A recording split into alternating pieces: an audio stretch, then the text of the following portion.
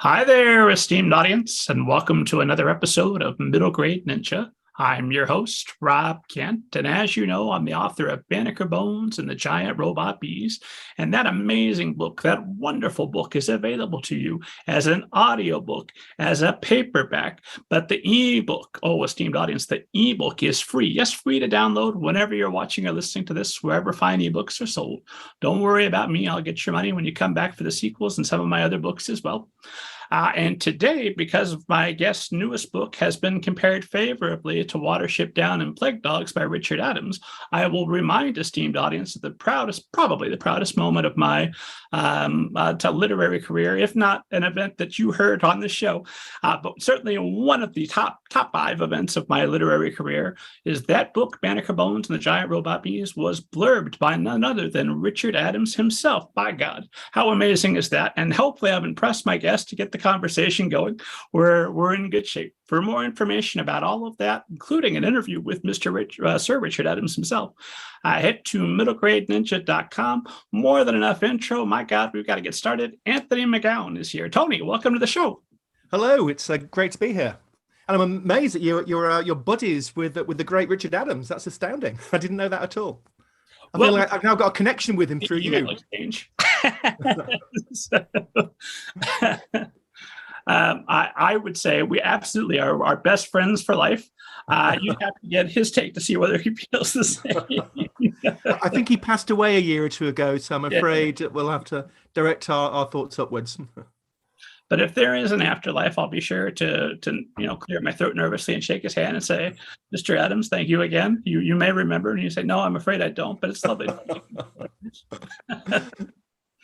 So, esteemed audience knows that I never torture my guests by making them sit through me summarizing either their biography or their book, because I'll get things wrong, and you'll know I got them wrong, and we'll just be sitting here and it'll be awkward. So if you would give esteemed audience kind of an overview of your background, and we'll go from there. Oh, wow. Well, there's quite a lot of it because I'm so old now.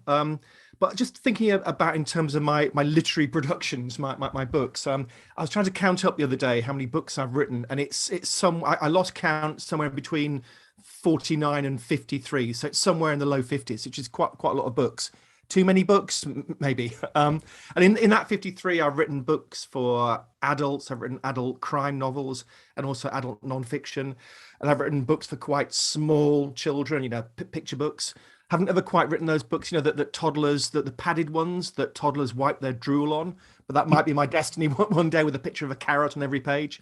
But I suppose most of my books are broadly in the YA kind of area. So most of my books are aimed at teenagers. Although I've also written at least 15 books for middle grade. So there's essentially nothing I haven't stooped to in my time. It's not the kind of career I thought I would originally have. I spent a lot of time studying at college. I did various degrees. I did a PhD for a while. I always thought that my destiny would be to write, to get a job teaching in a university somewhere and maybe write one literary novel a decade. So I never quite realized I'd be a writer mainly for children, churning out book after book after book. Okay, that's me and my world. Well, you have such a fascinating background. I've got questions about your origin. Of course, we're also going to get into Dogs of the Deadlands, which was released here September 13th, esteemed audience. You can pull up Dogs of the Deadlands while we're talking and get your copy from the library, order it. By God, you're not going to want to miss it. But I noticed that you had originally had a PhD in the history of beauty. Is that right? Yes, that's right. Yes, it was. My background is basically philosophy. And so I wrote a book about the way in which philosophers and also writers wrote and thought about physical beauty, the different kind of philosophical and aesthetic ideas get built into that idea of physical attractiveness. Now, I mainly looked at literary sources. So it's a chapter on James Fenimore Cooper, the great American novelist, other chapters on Gothic fiction. And so, not the kind of thing that's particularly useful, but it was a fun thing to study. Well, I saw that and I thought, well, now if you were a cover artist, that makes 100% sense. If you're writing, sadly not. I mean, does that give you, if you're writing about the perception of beauty within literature, that makes more sense. Yeah, I guess. But it didn't. I mainly did the PhD to get myself a job teaching universities, and I had a couple of interviews, blew the interviews, never quite got the job at a university. Ended up doing the kind of boring job that every teenager dreads and fears. I was actually working for the government as a civil servant in a boring office with a big pile of files and a big book of instructions. But there, I suppose, because my day job was so boring, I felt it perhaps freed up my imagination. And so that's really when I started to write creatively, when my real life was so dull. Maybe that's a common picture with authors. There's our first tip for writers: get the most boring possible day job you can, and your imagination will explode. Well, I do think there's if you derive a lot of fulfillment from your day job, then that might suck out some of that creative energy. So if I'd had a better job, I may well never have written anything apart from the terrible adolescent poetry, which is always my first love. Most writers have got some terrible adolescent poetry someplace. I've got a whole. I guess we do. It's not published. It doesn't need to be. It was enough just to have existed at the time. It's fine. So I had read that prior to 9 years old, you're not reading anything, and then a teacher gives you a copy of The Lord of the Rings. Yeah, well, it's not quite true that I didn't read anything. I was a typical horrible little boy. That what I cared about was war. And also animals. So there's my two great loves as a small kid. So I read lots of non-fiction. I've got somewhere here behind me in my bookshelf. There's where have you gone now? Oh, I'll never find it. It's a book called the Guinness Book of Animal Facts and Feats, which is like the Guinness Book of Records. It's like that, but about animal stuff. So it's got the man-eating tiger that ate the most people, and it's that kind of gory fact. And so my head was full of that kind of material. But I'd never really read any fiction at all until the teacher gave me The Lord of the Rings. And it wasn't even The Hobbit, it was the daddy version. And because I hadn't really read any fiction, I didn't really know what fiction was. And I had to learn to read fiction and novels through that process of reading The Lord of the Rings. It probably took me 3 years to get through it for the first time. But then for the following years, I just used to read it again and again and again until I was in my mid-teens, and I moved on finally. But yeah, so that was always my kind of start in the fictional world.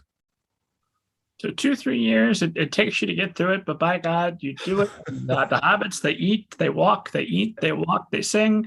And this, at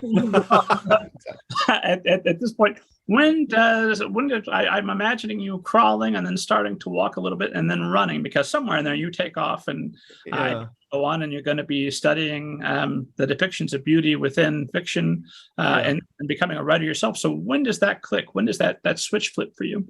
Well, it's interesting. Now, obviously, there's this huge genre of YA, young adult literature, which is aimed at teenagers and those a little older. But that didn't quite exist in the same way back in the 1980s when I was a teenager.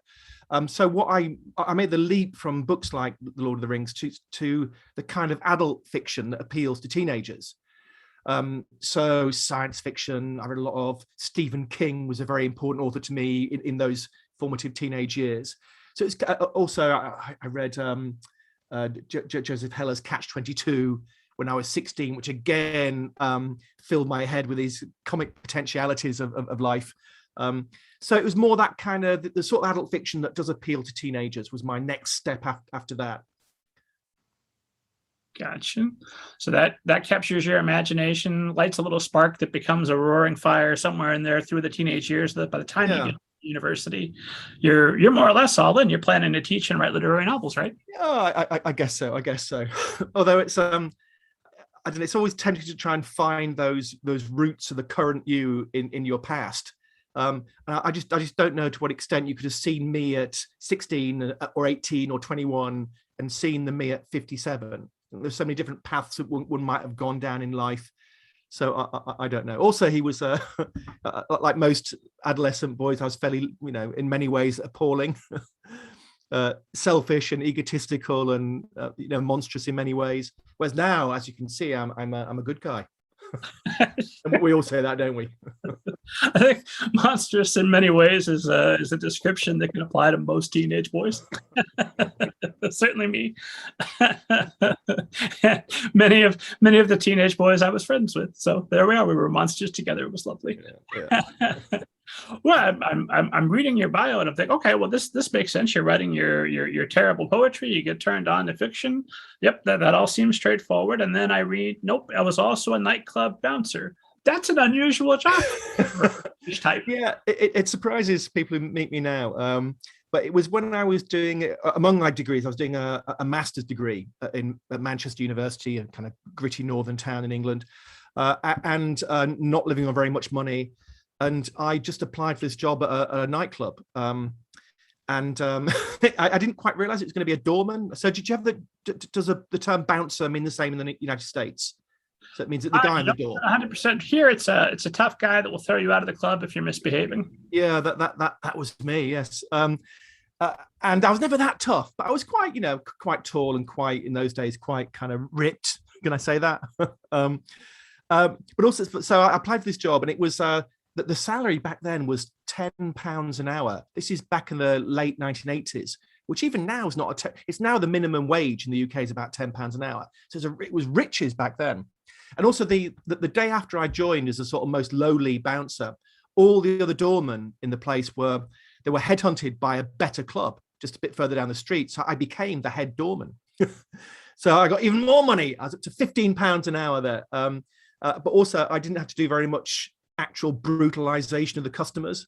I had my guys I could send in to do the beating up. So that was all quite good as well. But yeah, I was never a particularly convincing bouncer, I have to say that. Well, I imagine in some nights you come in, you got an extra aggression. Like, you know what? Stand down. I'll handle this one. maybe. And then something you've been very public about and written about, so I feel it's fair to ask about, is that 1986, at 21, you get diagnosed with testicular cancer. You're told your chance of survival is in the low teens. And of course, I'm talking to you now at 57, so we know that was not the best estimate. I made it, but also even then, that was slightly out of date because my best friend was a medical student, and so when I got my diagnosis, the first thing we did was to look it up in his medical textbook, which was just a couple of years out of date because just around then there was a whole new family of drugs that they found, which almost in every case cures testicular cancer. Now, I was always, luckily, I didn't need the drugs. My cancer hadn't spread, so I was always in that 10% that would always have pulled through. But so that was, but still, it's quite a bleak moment to come across. But yeah, I suppose at the time, it didn't feel like it affected me that badly. I obviously didn't want to die. I liked being alive, but it just seemed to be, you kind of got through day by day. It's only sort of looking back on it years later that I suddenly felt the weight of it. But it's I got through. Here I am, as you said. Well, I like to imagine a moment like that, because later I know that you're going to go on to have a novel rejected widely and probably have some moments of darkness and despair. The wonderful world of being an author. But you're going to have that. And I imagine that's almost got a pale in comparison, and you've got some perspective on that once you've looked death in the eye. I guess. Although maybe I was saved by my lack of depth. My superficiality meant it didn't impact me too deeply. But I suppose, there is a serious message here. Which is, it's one of the few cancers that young men get. On the whole, we don't get cancer, and if you find it early enough, it's 100% treatable. It's not even just that you slightly improve your chances, that they cure it. So the key thing is to, adolescent boys out there, well, get some proper advice about how to do this, but check yourselves. It's a really important thing. I love that. Didn't have the depth to properly appreciate it. So, and then here is something that caught my eye, because I'm happily married. I know you are as well. I know you're married. I assume happily, but I'm reading about you, and you've got your first book, Abandon Hope, is out there, and it's being rejected. But your wife has written a successful novel about the fashion industry. She's already got an agent. What kind of impact does that have on a American desperately seeking publication? It was a very, very strange time. Now, I've got to say that I helped her a lot with that novel, but it's her book. So all of our friends knew that I was the aspiring writer. She was a successful fashion designer. And yet suddenly out of the blue, she gets published and I don't. So it did make me appear like a massive loser in the eyes of the world, quite rightly, as I was. But because I suppose that her book was almost a collaboration between the two of us, so it was fine in terms of the dynamic of our relationship. But it did, I suppose, in the world, it set us off. She's this glorious, beautiful, blonde, successful person, and I'm the hopeless loser in the corner. But then, fortunately, it wasn't too long before I got published as well, which kind of saved the day from my point of view. And in fact, I only got published because she did, in a way, because I sent out my book. It was eventually published as Hellbent, so it got the first round universally rejected, not even personalized rejections. It was more, dear sir, stroke madam, your book, stroke play, stroke poetry collection. So just delete as necessary. But then she got an agent and got published straight away, and her agent took pity on me and took me on as well. But actually, even the agent, who's a brilliant agent with William Morris, called Stephanie Cabot, she couldn't sell Hellbent. I mean, Hellbent's a very strange book. It's about a teenage boy who dies and goes to hell. And it's about his adventures in hell and his memories of being back on Earth. And it's a very, very scatological book. It's got lots of what I would call body comedy in it. It's a comedy about hell, essentially, but a kind of gory, filthy book. But it's also a retelling of Dante's Inferno. So it's quite a hard sell. And even with this brilliant agent on board, she couldn't get the publishers to accept it. It's like nothing else ever written, I think. That sounds like a bit of a kind of a boast there, but there are no other children's books or YA books like Hellbent. But so she suggests that I write something more commercial. So then I wrote a couple of adult thrillers. First one called Stag Hunt, second one called Mortal Coil, and they got published more or less based on the synopsis. So that kind of pulled me out of that dark place. And then because I was suddenly now a published author, rather than this total outsider loser, then other publishers suddenly wanted Hellbent. So I'm just thinking about your listeners, those who are writers out there. It'd be very hard to follow my path into publication, and it's always incredibly difficult and strange, and you need that coin to come up on the right side a few times. But here it was because I was a failed writer. My wife got published. My wife's agent took me on. She suggested I write something more commercial, and all this, series of bits of good fortune had the final result of me becoming eventually a YA writer. That was a really muddled explanation of my career in early career there. Well, I wouldn't have asked you about it if it just happened a couple of years ago. I know it has a happy ending. I guess you won multiple. Yeah. I do wonder. I love your characterization of yourself as the sad loser in your wife's shadow, and I can't imagine you're a former bouncer at that point. I can't imagine anyone making those comments to your face. Oh no, I'm in the flesh. I'm very gentle. I'm a wimp. So you go on to great success with Stag Hunt, and then eventually Abandoned Hope gets a title change and comes out for the YA market. When do you feel that the hankering or the desire to write for younger readers?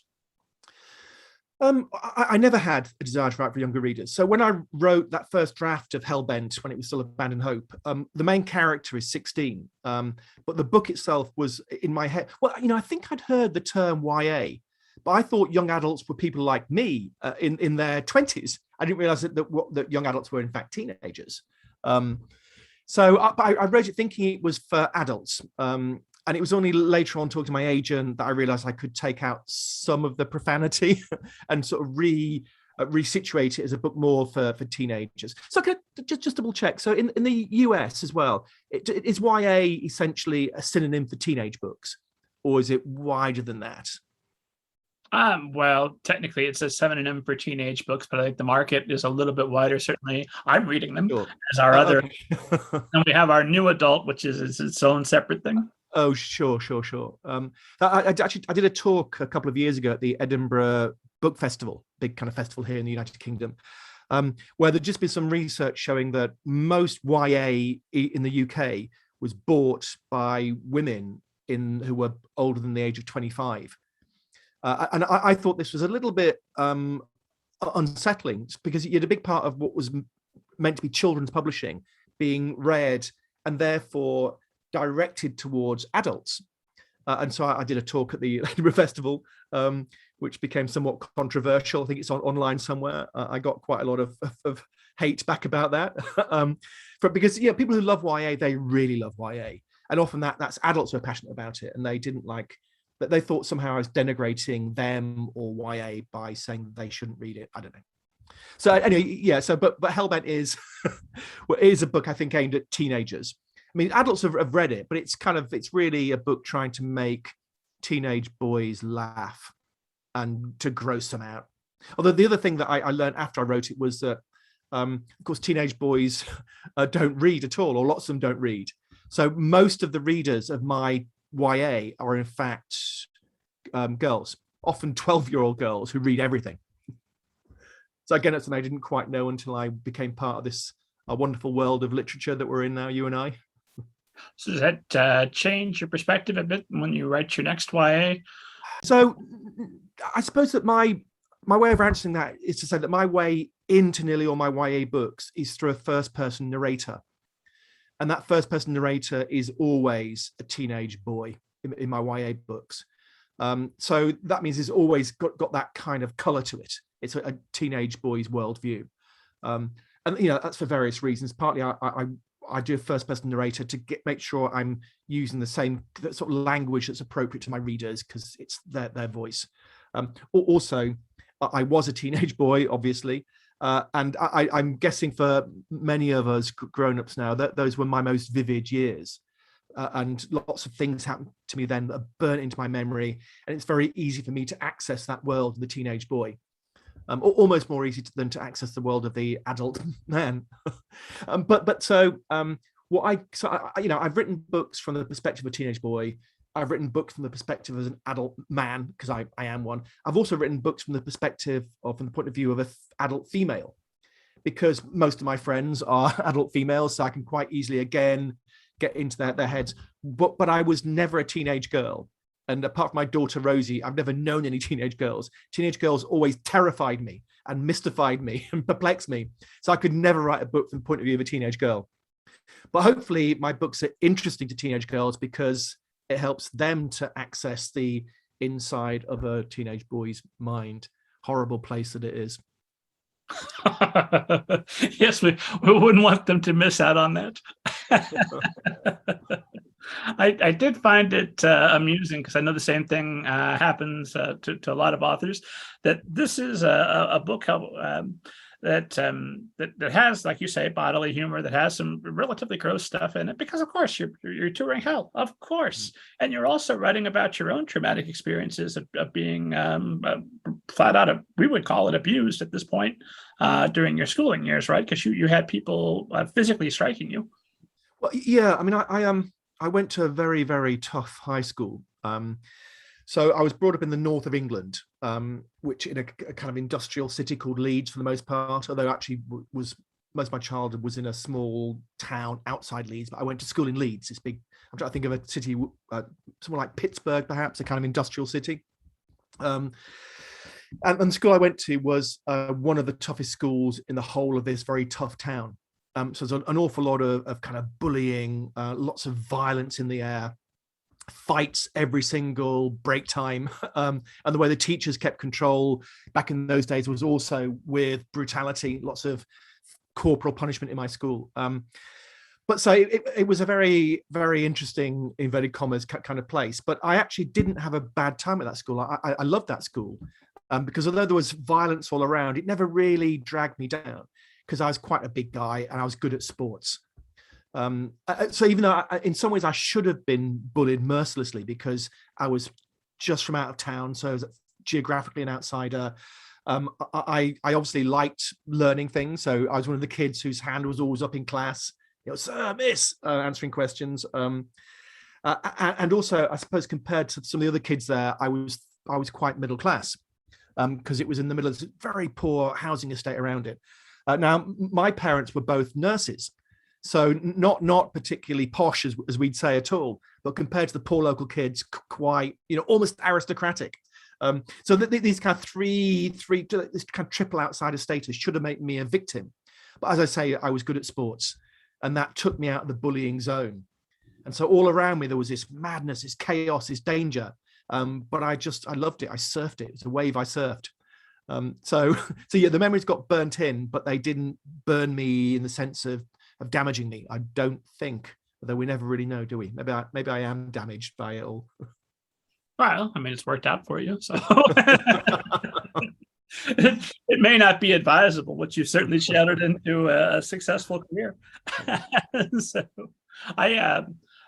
what struck me with people reacting to Hellbound was that you have this book with literally set in hell, with all of this occurring, and people are not people, some adults are up in arms about the profanity in the book. Yeah. Which still amuses me and also frustrates me because, of course, a teenager who could endure all of that, profanity is the least of their worries, especially encountered in a book, right? Exactly. The book, although it has lots of body comedy and the language is as you say, quite profane, it's got a moral core. The kind of hidden narrative is that my main character Connor trying to find out why he, a relatively normal kid, has been sent to hell. And so there's long debates about the nature of good and evil and morality. So it's meant to be a moral book, just one with lots of dirty jokes in it. And also, as you suggest there, that I do worry about the amount of violence in our society, and the kind of graphic imagery that teenagers have access to all the time in a way that people of my generation didn't. But I do think that the stuff you can find online can be corrosive to those young souls. But I don't think literature ever can be. It's just a different sort of experience to read a book than to be confronted with some terrible graphic video. So I did actually write a column years ago for the Guardian newspaper in the UK about about would I ban any books? And we're literary people, so I'm guessing that you wouldn't want to ban any books. But I did possibly contemplate a couple that I might ban. I don't know about that in the States, but in the UK, if you get a serial killer in the UK, they only ever read two books. They read the Marquis de Sade and they read Nietzsche. And because if you're that way inclined, then you can find what you want in Nietzsche and the Marquis de Sade. So if I was going to ban anything, I would ban those, but I wouldn't ban those at all because I don't believe in banning books. But no, certainly not my relatively harmless YA. I don't think it can corrode the soul of a young person. Generally speaking, I'm against book banning, but if we're talking about the collected works of Ayn Rand, I'm open. Yeah, I'd high five you there if we were in the same room. My worry with that is if we ban her book, somebody who's just a little bit more clever, a little bit more insidious would write those same philosophies in a way that's slightly less laughable. Because I thought they were comedy at one point, and then I realized that so many years, at least in America, like Alan Greenspan and others who've been in charge of our economy, they took her serious. Oh my God! Oh no! But I worry that if somebody were to write some of those same philosophies more clever, then it wouldn't have the same inoculation effect that hopefully if somebody reads Atlas Shrugged at age 17 and becomes a jerk for a while, but has that theory shot down, like, okay, well now I'm immune to that same silliness creeping in again. Also, if you ban books, they become more alluring to some people. So the fact that they're forbidden makes you want to explore them. So maybe I wish I was more banned, so the kids would seek me out. Well, here's hoping. Just stick with the profanity. The books I've written for sort of 6-year-olds and 7-year-olds and the mid-grade books don't have any profanity in. Just to clarify that, it's only my high-end YA books that are full of filth. Very true. In fact, you know what? I've got more questions for you about some of your middle grade books, but let's dig right in and let's talk about the new one, Dogs of the Deadlands, which just released here September 13th, as you're listening to us, esteemed audience. True to my word, I will not make you sit through me summarizing your book to you and getting it wrong. So what does esteemed audience need to know about Dogs of the Deadlands? Okay, I mean, can I hold it up to the microphone here? Would that be useful? The book begins in 1986. When, as I'm sure your listeners know, there was this terrible explosion in the Chernobyl nuclear plant in what is now Ukraine, but was the Soviet Union. And so this big explosion, it contaminated the local area with radioactivity. And so the people had to be evacuated. But they weren't allowed to take their animals with them. They were told to be coming back in a few days. And so there's a kind of human main character in the story it's her 6th birthday on the day that the plant blows up. And she's been given a puppy for her birthday, a Samoyed puppy, which may have a little bit of wolf in it, but she has to leave her little dog behind her. It's a slightly heartbreaking scene when she has to let go of the dog. So that's a kind of human story. Then follows Natasha through her life, and she's blighted by this experience. She's got this hole in her core, left by this absence of this beautiful puppy. But the main narrative follows 2 generations of dogs who are interacting with the local wildlife. So when the people moved out of that area, the whole area was rewilded. So the people moved out, and the big fauna came back in. So bison, moose, wolves, most famously, lynx and bear all came back into these now abandoned forests. And my story is about how these feral dogs interact with the wolves.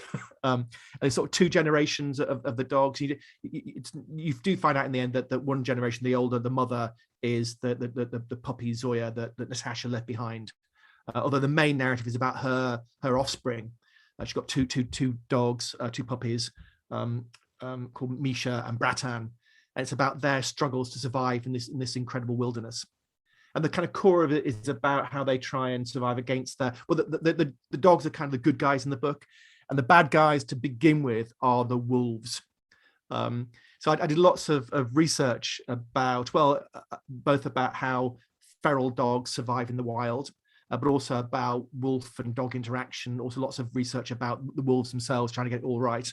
And so from the point of view of the dogs, the wolves are the bad guys. And a lot of the research I went into was fairly grim. So I didn't quite realize this, but you know that wolves and dogs are basically the same species. Genetically, they're pretty much identical. They can fully interbreed, have fertile offspring. But wolves have got dogs rather have lost a lot of those adaptations that wolves have had. So they're weaker, their bite strength isn't anywhere like a wolf. And also in wolf packs, the males play a full role in looking after the puppies, whereas dogs, even wild dogs, the males don't play any kind of role. So there's all these adaptations for the wild that the dogs have lost. And generally speaking, when a dog and a wolf meet in the wild, it's only got one outcome, which is that within seconds, often within 5 seconds, the wolf has killed the dog, and then they eat him. And the only way in which this doesn't end up badly for the dog is if it's I'm trying to think of the best way to put it. If it's a lady dog and it's a daddy wolf, and they become romantically attached, that's the one time the wolf will not kill the dog. So that's sort of the kind of background to it. And so the 2nd generation of dogs that we follow in the story are half wolf, and it's about their struggles to survive. You did a better job of trying to explain what my book was about, but that's basically it in a big cloud. And then so the 2 storylines finally come back together again when Natasha is reunited with one of the dogs, without giving too much away. Did that make sense? It's an expansive story, so I'm impressed by the attempt to. It was terrible. So I sometimes do. Big influence in this book was The Call of the Wild by Jack London. Brilliant book, again, about dogs and wolves interacting. And I sometimes say this is like Call of the Wild meets War and Peace by Tolstoy. Just given that I've got this huge cast of characters and this Russian background there. So it's, we mentioned you're a teenager in the 80s. I'm assuming the explosion of Chernobyl catches your imagination just like the rest of the world.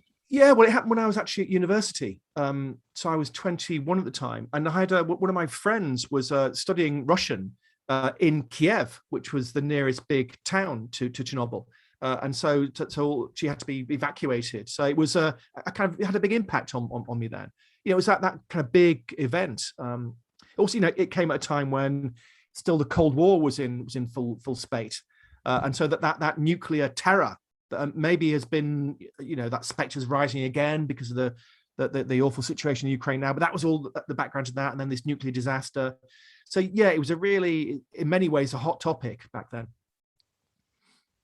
And so has this been sort of in the back of your mind that sooner or later I'm going to write about the disaster? Or no, it wasn't in that way. But once the disaster happened, then you got all this really intriguing stuff to do with the ecology of the place. And because I've always going back to my early interest in the natural world, so that was always my kind of main focus. I saw a couple of brilliant National Geographic documentaries about this rewilding of the area and about the reappearance of the wolves. And so that was, I don't know, that's what really triggered me. There was one amazing scene I saw where there was this wolf pack in the foreground. In the background, you had the ruined nuclear plant. It just seemed to be a really striking image. And I thought, there's a story in this. Then there was a different National Geographic story about the surviving dogs. So the pets that were abandoned, most of them just died. But the very few that survived by hanging around the nuclear plant where there was still workmen there. And so it's a program about those surviving dogs as well. And I brought the two things together. Gotcha. So you see that image, and that's in your head for years, months? Years, yeah. A long gestation period. Always fascinated by how long an author's gestation period takes, how that kernel eventually becomes the full tree. Yeah. Well, I don't know about you, but part of the thing about being a children's writer is that you have an obligation, I think, to keep on churning out the books. Because if you're writing for, say, 13-year-olds and you take 5 years over a book, then your 13-year-olds are 18, they're too old to read your book. So I do feel this pressure to produce. And so I've often got, 2 or 3 books on the go at the same time. There'll be the one that I'm actually writing. Then in the back of my mind, there'll be the one that is gestating, to use that word again. And so this one was gestating for a long time. I wrote 10 books while I was still thinking, sometimes subconsciously, about Dogs of the Deadlands. Gotcha. And then you have said that this book, Dogs of the Deadlands, has been your biggest ever writing challenge. I'm assuming until the next one, but as of your writing, I will never write a book like this again. It's been too much of a challenge. It's broken me. How did it break you? What was so challenging? Well, okay, partly, my muddled explanation of the story earlier on might give an indication. There's a lot happening in this story. The two different storylines of the dogs and the human, just that was quite hard to encompass. But just purely the timeline was fantastically complicated. Trying to get a human growing from childhood to adulthood, and the 2 generations of the dogs, it was just viciously complicated. And I know there's different types of writers. There are the planners, and then there are the pantsers, is the term that I've heard people just do it on the seat of their pants, by the seat of their pants. But I always, historically, I've had an idea for a story and I've just started writing it. And I don't do any planning at all. I know roughly the shape of it, but I just start typing. And basically I write the first draft. That's kind of what gets published. But with this, I had to really plot it out in intense detail. So with the post-it notes all over the wall and different apps I tried to help me plan it. And it was still really hard to make those 2 timelines work. I had to do a little bit of stretching and compressing. So it was a kind of intellectual challenge that was different to my normal writing challenge, which is just to find the best words for my ideas. Here, it was logistical almost, and it was just really, really hard. And so this book went through as well many more drafts than most of my books. I mean, usually when I finish my first draft, what's published is 99% the same, with a few corrections. Whereas the first draft was probably only 50% there. It was just a terrible, terrible mess. And also there were even more digressions, huge, great bubbles that came off from the main storyline, which I don't know if you find that, and to me or your writer listeners, but often the digressive bits were some of the best writing. But because they didn't work to move the plot forward, they had to be cut away, which is always brutal and hurts, killing your darlings. Do you save your darlings for use elsewhere, or at least promise yourself maybe they'll be used? Yes. Well, I mean, the two big bits that had to go were it's a whole self-contained bit set in the Second World War about the partisans and the Germans fighting in around the same area, which also involved wolves, and another part set during the Afghan war. So that I'm going to try and do something with them, or is that too cynical? But I hate wasting words. Do you hate the whole idea of spending an hour of your life writing a perfect sentence and then for it to never be used is heartbreaking? My longest novel never got published, but it did get farmed out and became 3 other novels. So that's fine. Okay. Parts of it got reused, parts of it were beyond redemption, and they sit on the hard drive where they belong. And then I've got a pile of darlings I've cut from manuscripts with the promise that one day this will be useful to you. And most of the time it's not, but I feel so much better. It's not gone. It still exists. I didn't waste my time. And I did. Okay. Writing those darlings enables you to finish the overall narrative. And however it gets there, if you get there, that's victory, right? Yeah, true. But maybe because of my lower middle class background, I have a hatred of waste. So I had a sudden memory then of my dad. Basically, all his meals were made from the leftovers from all one of 5 children. So he just literally scraped all our leftovers onto his plate, and that was his dinner. And I actually found that when my children were younger, I did that as well. I literally inherited that habit of just eating leftovers, almost the garbage. And maybe I think about writing as a similar process of eating it. No, that's a terrible metaphor. It's not like that at all. But I still hate waste. I wondered about that because I saw that you described yourself as being very working class, one of 5 children as a child. Then I saw both your parents are nurses. And here in America, where we do medicine for profit, if you can't afford it, you die. That's how we do it here. A nurse is actually a pretty good position. You could have a nice house. You could have, maybe 7 children. Yeah. All right. Was that just a different situation? Different. So, but even though it's quite interesting. So, brief tangent here. There's almost a cliche that writers often inhabit this sort of liminal space in between different worlds. And that's certainly true about me, both sort of geographically. I was brought up in the north of England. I now live in the south in London. So I'm split in I went to school in the big city, but my home was in a small town. So had a bit of kind of rural and urban kind of thing going on. But also in the UK, exactly at that kind of interface between working class and lower middle class. So I span both of those kind of worlds. But I mean, definitely here, well, nurses were not very well paid, but they had a big pension. So you kind of you scraped by when you were working, but afterwards when you retired, then it was relatively easy. But also my mum and my dad both come from families where lots of them, but their siblings were nurses, and many of them moved to America. And became nurses in the States or Canada, where exactly as you say, they simply had a much better standard of living, much better life. There you go. I still got. Then when you retire, it's all stakes, right? I was trying to. It's like trying to remember how many books I've written. I was trying to count up my cousins, and I've got over 50 first cousins. And I think probably 25 of those are scattered around America and Canada. So I do feel linked with your glorious country for all its faults. I criticize it because I love it. And of course. You'll visit the cousins, you'll do the book tour, you'll be around, it'll be a good time. So, I wanted to talk a bit about your writing process with the time that we have left. So maybe this is a bad book to take as typical, but you say at any given time, you've got about 3 books that you're working on. So what does your writing day look like? Of those 3 projects, which one do you get into, or do you work a little bit on all 3 throughout the day? Well, I tend to have one that I'm focusing on, and then one that that's again that. So maybe I was slightly misleading there when I was saying I'm working on several at the same time. So several out in a year. So I'll go straight from one project onto the next, rather than literally writing them all at the same time. I just don't think I could do that. So I'll have one every day, one that I'm thinking about in the back of my mind, and then the one before that, and the one after that will have, be kind of crammed together. But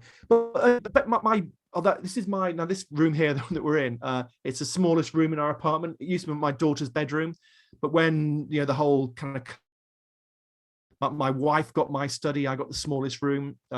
So I don't really like working here, but when I can, I go to work in the British Library, which is the beautiful big library in London here, which feels like the kind of place where creative acts get done. So it's a wonderful place to work. So I try to almost in the sense of like going to an office, I try to go there most days, bring my computer, my packed lunch, and I work. And if I spend a day there, I'll write always a minimum of 1,000 words. And I feel that's kind of basically my day done. On good days, I might write 3,000. Bad days, sometimes nothing comes out, as you know. But so, yeah, I kind of avoided the question about process by talking about location. So for me, the most important thing is to get there in this almost neutral space with my computer open and make my fingers up, and then it kind of happans. That's a terrible description of writing, wasn't it? Public space. Somebody probably recognizes you and says, "Oh, that's Tony." I should go talk to him. Last book. I love to read, and there's an author. So I dream of being recognized. No, I'm not that kind. I've got quite a few friends that work in the British Library as well, so they recognize me most of the time. But I'm afraid I'm not quite J.K. Rowling. I'm not quite recognizable in that sense. Good. Apparently, that kind of success can lead to monstrousness. So, and now I've alienated our British listeners. I apologize, J.K. Rowling. I've got my Harry Potter figurines right up here. I love Harry Potter. All right. Yes. I see. Robert Gilbright's pretty good too. What's pretty good too? The book. I hear bad things. Maybe I'll get to it. Maybe I won't. The criticizing the internet. Oh, yeah. J.K. Rowling, what are you doing? But we were talking about you there in the library. You're working, so you pop in earbuds and block out the world, or do you want to hear people looking for and shop? Sometimes, I mean, what I tend to do is I will have a burst of creativity that might take half an hour. Then I'll sit back and look at the world. So the beautiful thing about this library is it's a huge space. There's always something interesting to look at if you want to. It's full of kind of eccentric old researchers with cleaning their ears with tissue or blowing their nose and looking at it, or staggering around. So kind of quasi tramp like people, as well as kind of young people they're studying. So there's something to just divert the eye for a minute, and then you get back into the work again. So it tends to be that oscillation between the intense, frenzied. I type with 2 fingers. I never learned to touch type, pounding away, and then relaxing for a while, looking at the world. Spending a lot of time thinking about my packed lunch at lunchtime. So I go out in the courtyard, and you know how you get when you kind of get slightly bored when you're working sometimes. So your lunch acquires a special importance to you. So that's a thing. Sure. Maybe you got a bunch of words that day. Maybe you got none. But by God, lunch will happen at the appointed time. 2 fingers, huh? You said almost 40, 49, almost 50 books now. All the 2 fingers.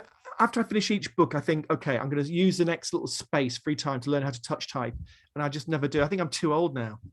It's also I make a terrible, really often people ask me to be quiet. I'm just typing too loudly with my 2 fingers. But it would much better. Are you a proper touch typist? I mean, yeah. Yeah, it's insane. It's almost, I reckon, my top tip for writers. Learn to touch type. Your life will be so much easier. I had to think for a moment there. Do I want to hold myself up as a hallmark of great typing? No. But can I do it? Yes. At least it means so. You've got to be faster with 2 fingers. Yeah, this is a slightly boring point there, but so when you're touch typing, you're looking at the screen. So you're seeing the words emerge, whereas I'm just looking at my keyboard. So often I'll you look up and suddenly you find you've had the caps lock on, and so you've got to get rid of it. It's all in capitals, or just you've written gibberish. Autocorrect has changed it to something that you didn't really want. So it's just a laborious thing then to go back and have to edit your poor typing. So yeah, learn to touch type, guys. That's what I would recommend. And you know what? I'm gonna learn. I'm gonna learn. If you talk to me in a year about my next book, I promise I will have learned to touch type. Are you happy now? No, I'm not. You're going to sit down and you're not going to be able to write a word. I will have disrupted your entire process. Don't do it. This is working. Stick with what's working. No, I frequently joke on the show. As soon as I have two successful authors telling me we do the exact same thing, the same way every time, and we're always successful, I'm throwing out everything I do and I'm doing that. But it hasn't happened yet. So this is this is your way to be successful. So does that have you tried writing by hand? Does that speed the process? No, I just don't think I've got the motor skills anymore. Occasionally I'll do events where I've got to sign 50 books or so. At the end of that, my whole arm swells up. I couldn't write a book with a pen these days. I don't know any writers of my generation that use a pen and paper anymore. I don't think. I don't even make. Well, occasionally I've got a little notebook, but even notes I tend to use a computer. But so I was kind of pondering just as I was talking there, my process. I'm trying to work out what it is. I suppose what normally happens with most of my books is that I get a little flash. So with Hellbent, just a little idea was teenage boy dies and goes to hell. And then the book and everything I need is contained in that seed. And just the writing is just essentially expanding on that initial idea, and that's all I need. And it's basically then just a matter of me literally starting the beginning and typing out that story. Or my absolute favorite book that I wrote a book called Hello Darkness, which is about a teenage boys at school where they have animals, like school pets, and the school pets are being murdered one by one. And my narrator Johnny is always around when the school pet's being murdered. So he's got to find out, he gets the blame for it. He's got to find out who's really killing the school pets. And about halfway through the story, you realize that he's stopped taking his medication. So he's got quite severe mental illness. And from that point on, you don't quite know what's really happening in the school and what's happening in his imagination. And so and it's a pastiche of noir fiction.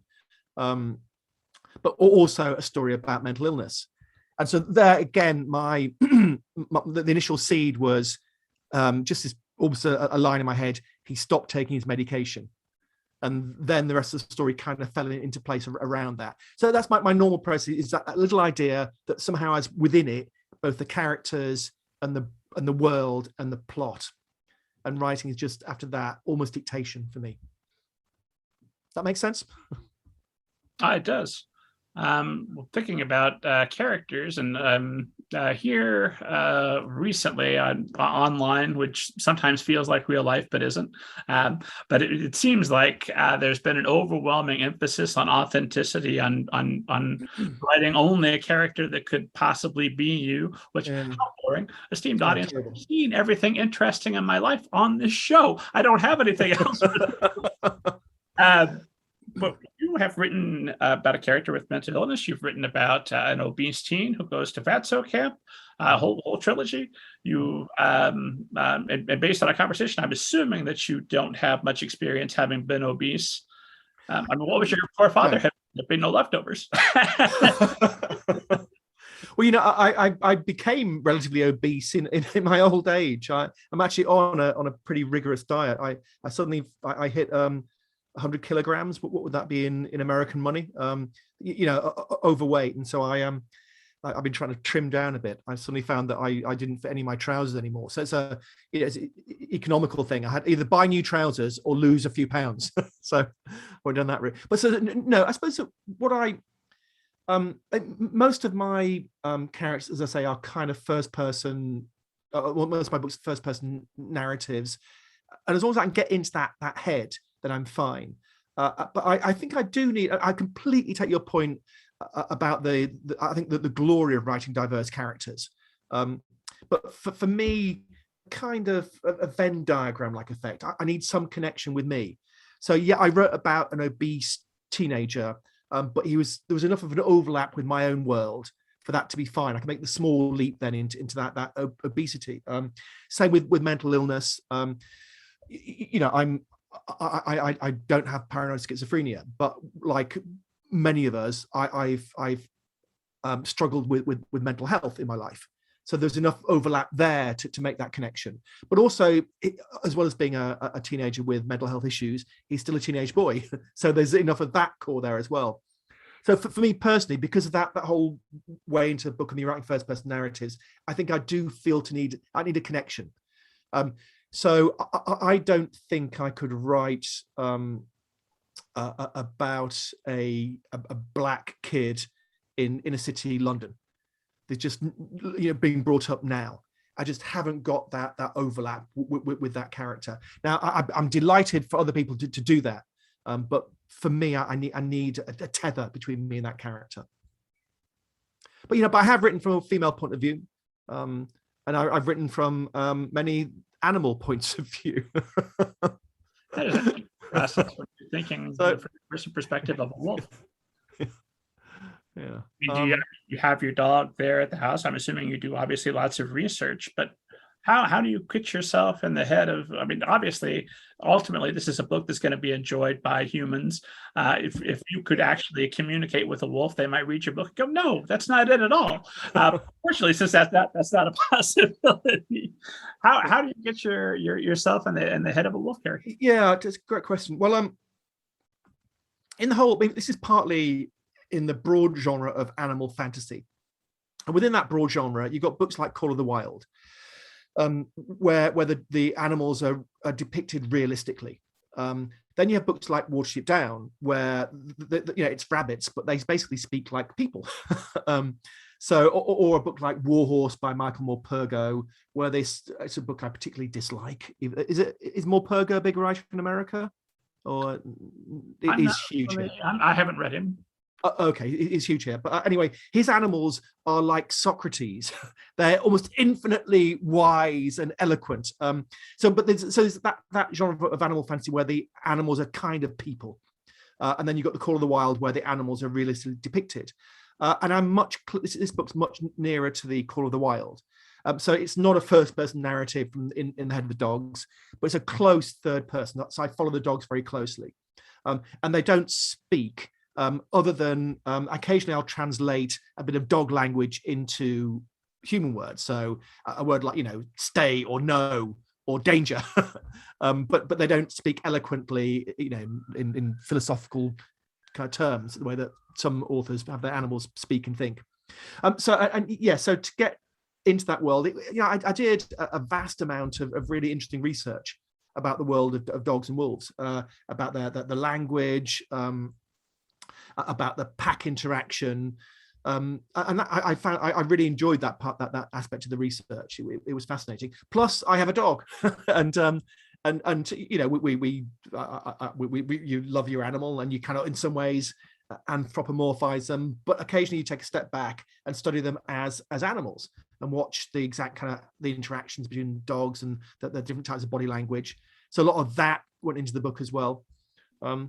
So I suppose it's the way I got into the head of the dog was by very closely examining the outside of the dog. So looking at their behavior rather than trying to get their mental processes.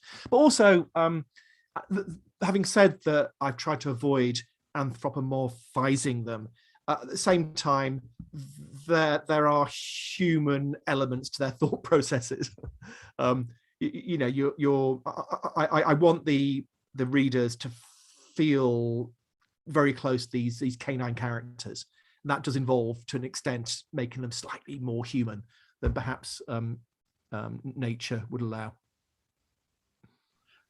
One of the best pieces of advice I ever got about writing animal characters, or any animal character, or any type of character that's not human, was from science fiction author Hugh Howey. Been on the show twice, esteemed audience. Go check the back end one. But he talked about writing about aliens, and he said there's a danger in making them so alien that we can't relate to them. And since the aliens, so far as we know, aren't reading the book, we better concentrate on our primary work. That's great advice, yeah. But also, I suppose as I said, to begin with, the wolves are the bad guys here. I mean, later on, there's a kind of coming together of the wolves and the dogs, and so you see it more from their point of view. But often, certainly in Europe, I'm guessing in America as well, is a tendency to romanticize wolves because they are this incredibly impressive species, intelligent, complex, a really keystone species in lots of environments. But the life of the wolf is brutal. The commonest way for a wolf to die is to be killed by other wolves, killed and generally eaten. So wolf packs can be brutal places, and so I did want to get some of that brutality and that nature red in tooth and claw aspect into the book as well. I'm sure I had another point there. What was I trying to say? About how the wolves to begin with are very much the other. Whereas the dogs are kind of the us in that world. Of course, I know because I listened to you talk to the BBC that you believe that we're all kind of the villain sometimes, right? Yeah, well, there's clearly that huge impulse that we have to see ourselves as the heroes of our own narrative. And that hero figure for most of us is going to be a goodie, and so we tend to only really see our good points and are blind to our bad points, and also the fact that in our narrative, those who get in our way, we tend to see them as being the baddies, the antagonists, and in some way contaminated by the kind of evil that's the opposite of our good. But I do think if you objectively look at our own lives, there comes a moment when you can stand away from that worldview in which you're the hero and see yourself in your true light, and it's not always flattering. So I do think about 2 or 3 occasions in my own life where I was the bad guy.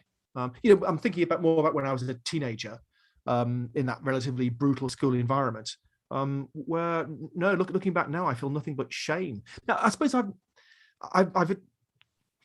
there's 2 or 3 events, one of which I talked about in that BBC talk, where looking back now, I'm almost thinking that maybe part of my literary impulse has been to atone for some of those sins. So a lot of my books focus on bullying and power relations in school.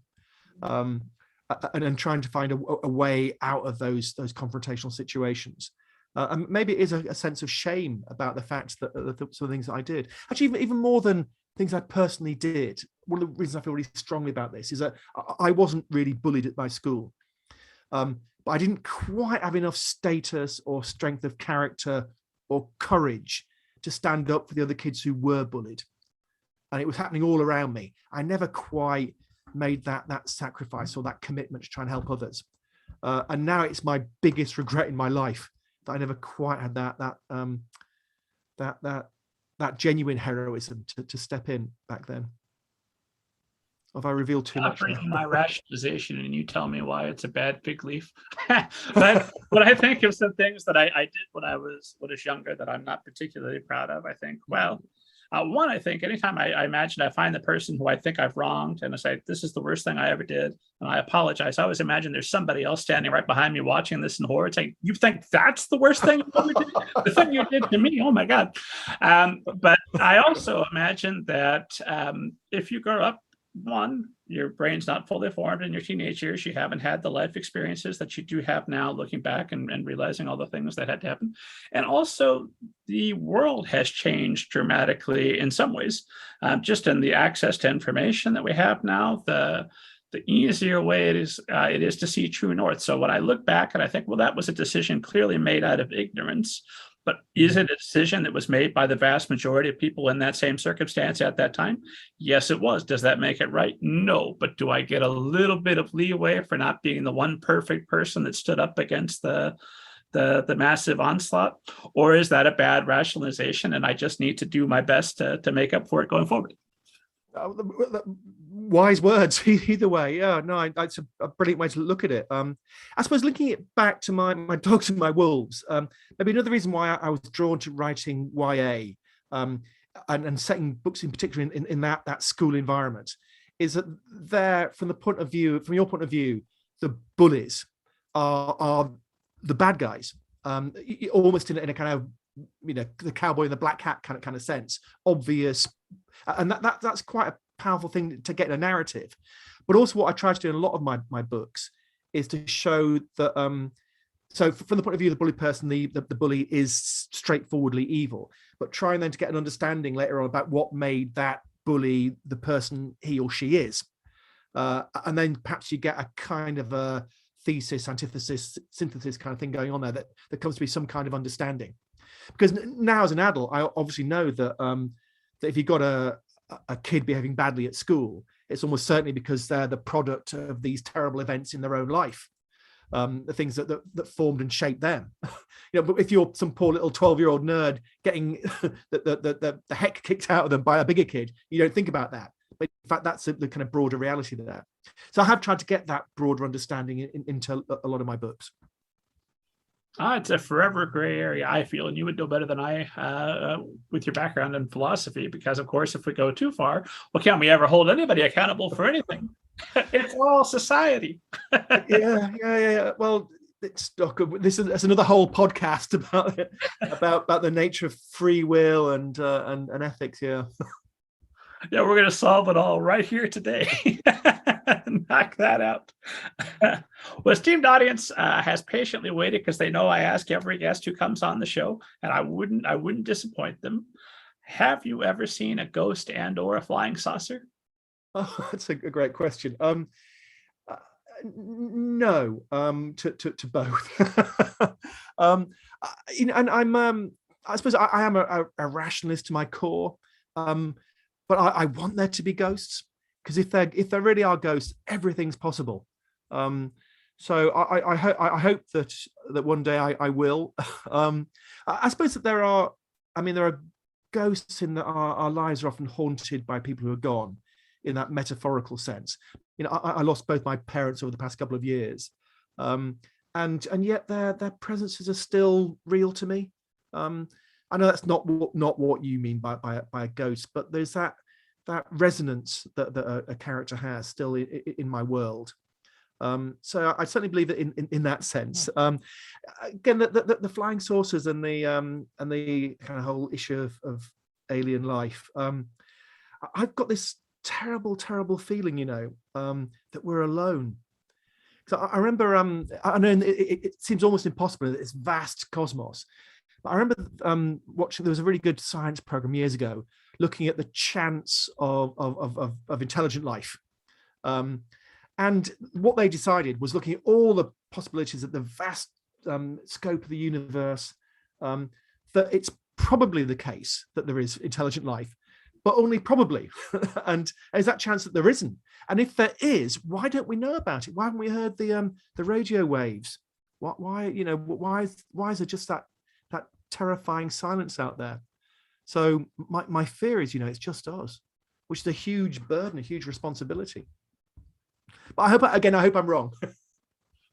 Although I did, so I read a couple of years ago, the three-body problem. Now, I'm not going to try to pronounce the name of the brilliant Chinese author. It's just embarrassing. But do you know about the three-body problem?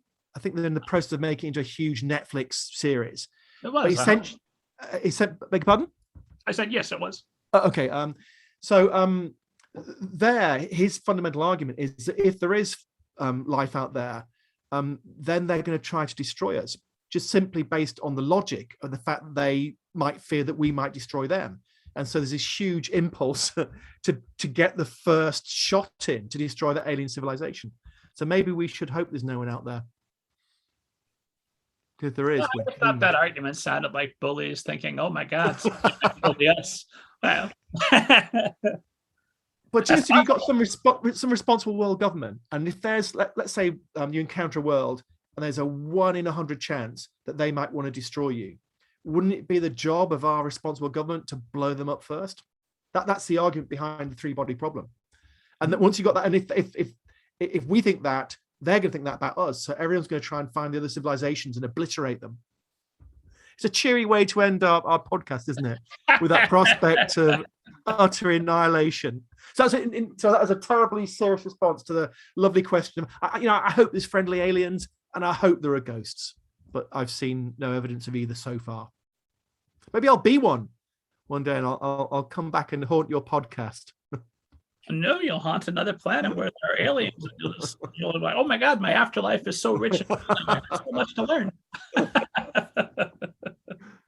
Well, you know what? I'll ask a cheerier question. I'm fascinated by this idea of you're in an author's cricket club. Yeah. Well, I don't know to what extent cricket as a sport means anything to you over there. Are you a cricket fan? No, but in all fairness, every time I watch football, which is a huge American sport, my wife has to explain to me the rules again, and I'm still reading my book, and I look up also to tell me. Well, I suppose cricket's more like baseball, but it's like the international cricket match they call a test match. They last 5 days. So you imagine one baseball match lasting 5 days, and filled with arcane rules and rituals. But yeah, so it's a English sport played actually around the world, mainly the former British Empire. So India, Pakistan, Australia all play cricket. But it's I suppose like any great sport, like baseball. When you're playing cricket, you're in that moment. All that exists is this particular cricket match, hitting the ball, taking the catch.